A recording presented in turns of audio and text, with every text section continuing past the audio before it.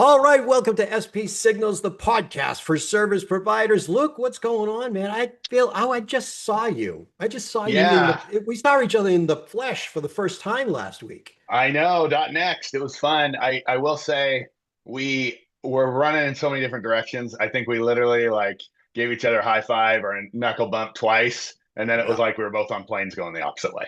Yeah, it was, and I will say, meeting you in person was underwhelming. No offense. No, Oh, I'm just thank you. kidding. Yeah, that's what they all say. So I'm just kidding. How was your journey back? Any issues? Any no, it smooth was sailing? good. It was all good, and .next had so much energy. It really my first one, of course. And Okay. you had warned me slash got me excited about it, and Yeah, it lived up to it. It was really yeah. great. So. Yeah, and it's as we get older, it gets a little. I noticed my walk back to Mm. the hotel was not a walk of shame; it was a walk of lame. Like I felt like I was a lame horse because my hips and my knees and everything that could hurt by the end of the day. So The two kind of highlights for our group, obviously, were the release of SP Central, our new right. multi-tenant Mhm. service provider app, which was super exciting. All kinds of energy around that. There's press releases, and powered by Nutanix, of course. And our Yeah, session was there you go. wonderful. We had a couple of our service provider partners up there on stage with us, which was Right. was really great. So Yeah, I was hanging in the back. I was watching you, man. I I know I was saw you back cheering you there. on, You had the cheering you on. tomatoes ready. The tomatoes were ready. I'm gonna play the game. Can you guess the guest? So here it goes. This guest currently leads technology solutions and delivery Okay. across cloud architecture, PMO, Hmm. which I don't know what PMO is. I'm admitting it. Software platform governance. So basically, it's pre-sales, design, delivery, Okay. post-deployment operations. It's rare for a single person to play this role or have this many hats. They're also, notice I'm trying not to identify even the gender, they're also a published thought leadership in data Hmm. sovereignty. Hmm? Okay. That gives me Any, some clues by yeah, region. My guess uh, is going to be this may be someone in Europe. okay, Europe, that narrows it down. Yeah, I know. They self-describe as operating at the intersection of strategy, technology, Hmm. and delivery. So if you had a Venn diagram for SP Yeah, leaders, yeah. and there's another really interesting one, but that'll definitely give it away. Any guesses on your part? Oh boy. Europe. I'm guessing it's someone non-Nutanix. I'm hoping Yeah. it's a one of our partners, but I guess we'll see shortly. So All right, I'm going to welcome to the virtual stage the one, the only from Cyberfort, Nicole Reader, everyone. Hi. You're too kind. Nicole, Nicole, awesome to see you. welcome. Welcome, welcome. I want to Thanks. start right off, Nicole, with the hard-hitting questions. Like I said, investigative journalism here, because I know it's Cyberfort, but it's also called, or there's a subsidiary called The Bunker. Is that accurate? What Yeah, am I that's exactly thinking? right. So the division I work in is the Bunker. So we're all about the UK sovereign colocation, cloud platforms, and hostings. That's where all of our Nutanix sits in. So I'm part of the Bunker, part of the Cyberfoot group. Okay, now I Such a did my good name, by research, the way. Such a isn't good it? name. The And bunker. Yeah, for it gets sovereignty. it gets Good Sorry, go better. ahead, John. I'm so No, excited. I'm interrupting you. it's like a kid at Christmas. Yeah. Um, but and this may be complete FUD, but you correct me when I'm wrong. But the bunker, the name the bunker, is this because some of the Cyberfort infrastructure is actually housed in decommissioned military bunkers?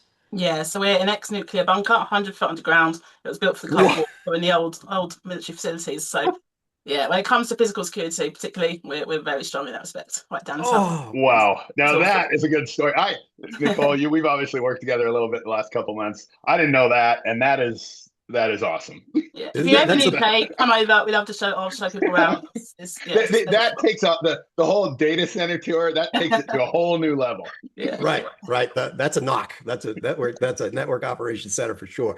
yeah. That is so badass, man. I just love that. And when I saw that or read that, I don't know how I came across it, but that was just unbelievable. But Yeah. And it doesn't get tell old. her, I've worked there 3.5 years now, and every time I go down there, it still feels pretty cool. oh, do you Yeah. get down there a lot? Yeah. Well, I meant to stay at the top. I'm not generally authorized to go down for unless I've got particular reasons, obviously. But I'm on site a couple of days a week, and so when I get Yeah. an opportunity, yeah. It's wicked. Sean, we may need a whole session, a spotlight session where we talk just about the bunker. So Well, I think we're taking SP Signals on the road into the bunker and do it from the recording bunker. from the bunker. We'll kick you off, yeah. Yeah, I love that idea.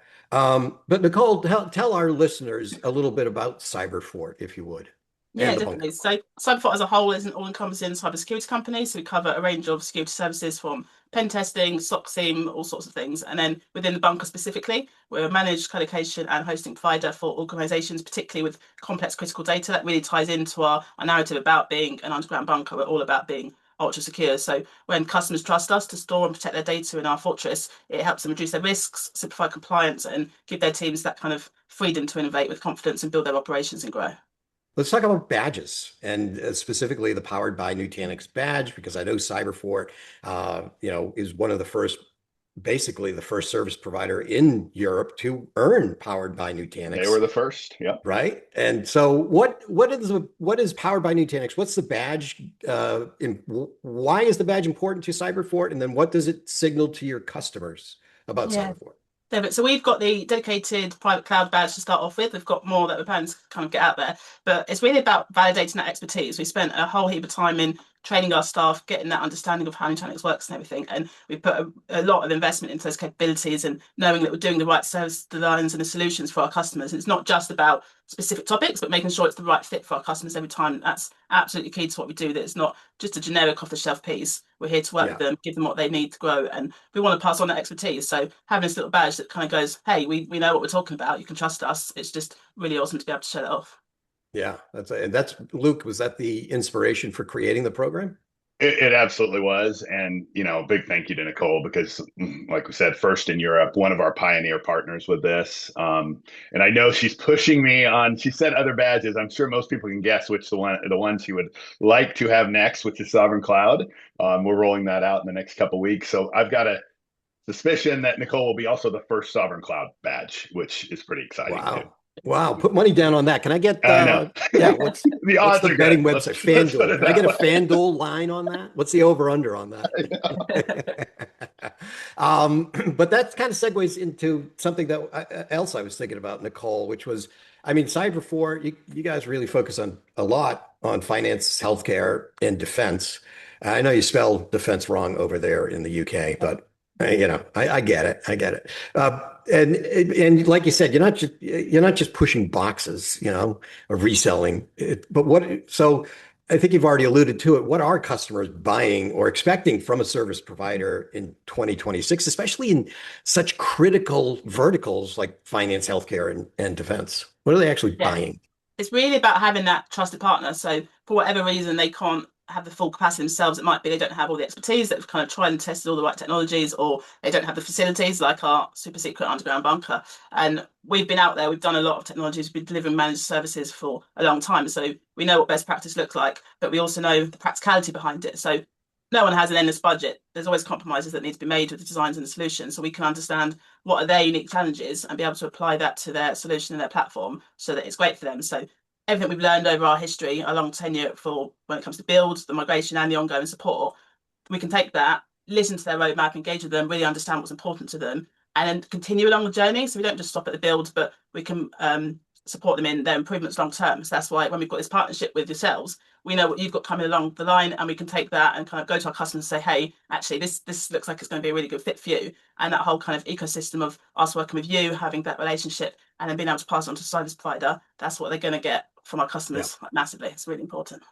Yeah, I bet it is, because the buzzword that gets thrown around a lot, and I know it's not just a buzzword in your lens in Cyberfort's approach, but it's all about sovereignty. And especially when talking, right, Luke, finance, healthcare, and defense, sovereignty is critical. And so, it may be obvious, but I'm an obvious person, I guess. Why is sovereignty so important to your customers?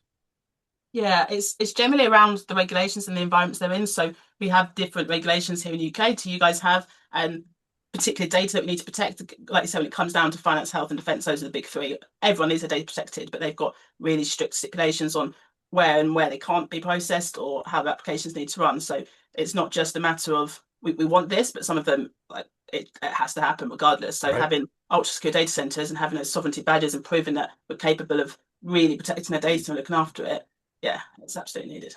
Yeah, it's It's essential, 100 right? kilometers of ground, so that really helps it. Yeah, that puts a really exclamation point at the end Yeah, for sure. of sovereignty. All right, tune in for episode 2 with Nicole from Cyberfort.